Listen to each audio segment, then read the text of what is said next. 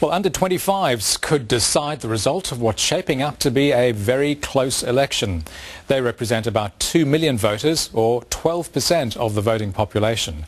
But advocates say politicians are not paying enough attention to this crucial group and that young people are tuning out of the political debate.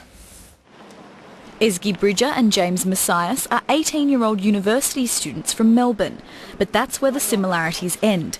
Esky is a member of Young Labor and lists pay equity as her #1 priority. I feel like not enough has been done yet in regards to junior pay rates. James has been a member of the Young Liberals since he was 16. He thinks economic management should be top of the agenda. Lower taxes, less regulation and burden on people. Think tank the Australia Institute surveyed 800 young people on what issues would sway their vote. It found that hot-button issues of climate change and gay marriage featured heavily on the list.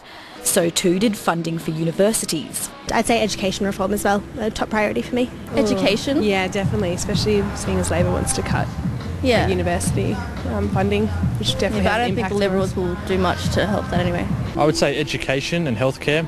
If you don't have education and healthcare, you can't do much else. By and large, young voters' concerns are much the same as their older counterparts. Job security and housing affordability are 1 and 2 on the Australia Institute survey. Young people still struggle with those same top issues. They're still trying to make ends meet. They've still got to find somewhere to live. But many feel as though their voices aren't being heard.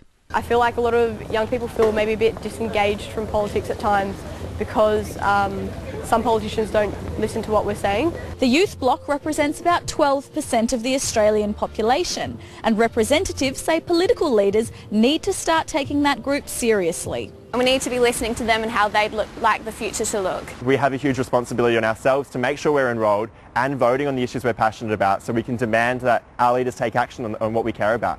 Mr Pulford says the Prime Minister's embracing of social media has helped engage more young voters. But as soon as Kevin Rudd reached out, there was a direct impact of more young people enrolling to vote. New voters have till 8 p.m. on Monday to join the electoral roll. Shalila Medora, World News Australia.